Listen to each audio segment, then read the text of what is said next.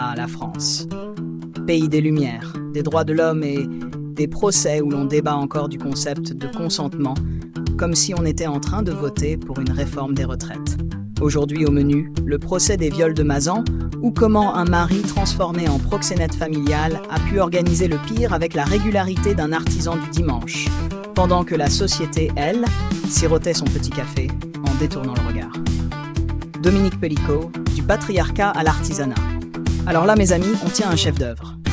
Dominique Pellicot, ce monument de vertu qui, au lieu d'un bouquet d'anniversaire, offrait des viols collectifs à sa femme, le tout sur fond de somnifères et de messages racolés sur Internet.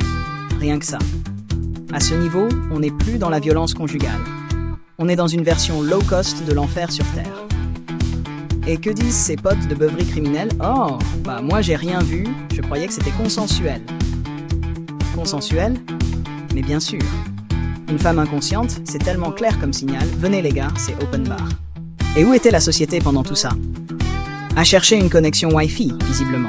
Entre une justice qui se réveille 10 ans trop tard et des services sociaux aussi réactifs qu'une tortue en plein hiver, Gisèle Pellicot a eu tout le temps d'endurer l'horreur. Mais bon, c'est pas comme si ça pressait, hein?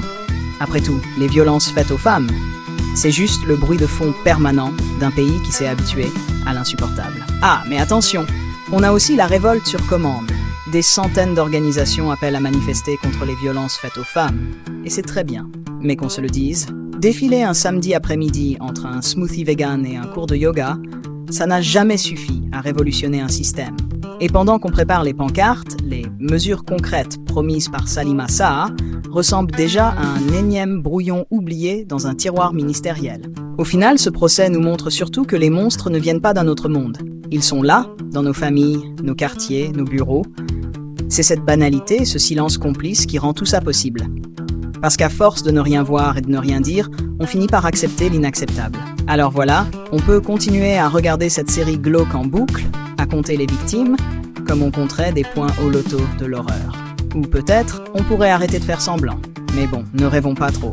Après tout, la société française adore ces scandales, tant qu'ils restent bien rangés entre deux actualités sur le prix de l'essence.